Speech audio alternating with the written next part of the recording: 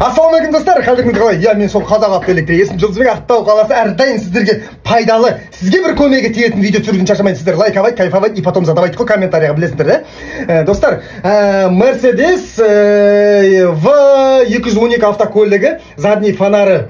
Мынау олардың ауруы подпарник жанбай қалады, бірақ ұрасын бұрыс кетіп жанады. Тарс етіп бірақ ұрасын тағы жанады. Өшіп қалады. Оны негізгі түрде бәрін ашу керек. Бізде бұны ашатын құрал жоқ, жасыратын жоқ. Біздер осындай болгарканың тасынан шүрпәвердің үстіне салатын жасап, мұнараны кесеміз былайынан. Кесеміз, ішіндегі платасын суырып аламыз. Ішінде бір зат болады, соны қарап отырыңыздар. Сізге бір пайдасы тиіп қалар. Давай. Біреулерді кетеді, бізге кетпейді бәрі. Сіздер қолдап отырыңыздар, мен деп кесейін.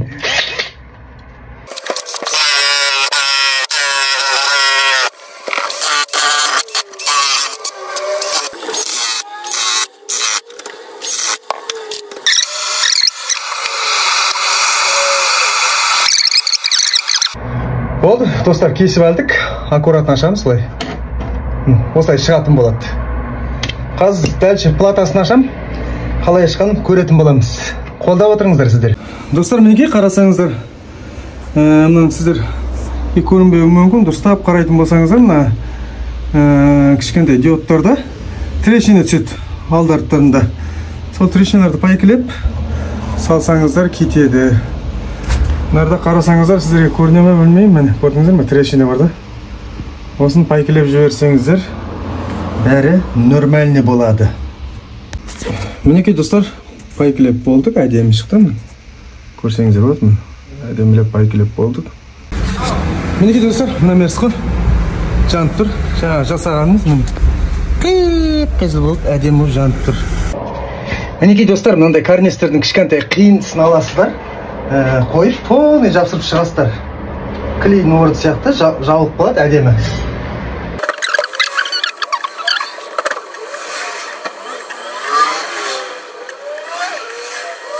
Достар, мінекей, жақсылап бәрін пайкілеп жауып шықтық, әдемілеп, керемет, ештеңесі жоқ, мощный. Енді достар, қазір негатившіктер шығуы мүмкін.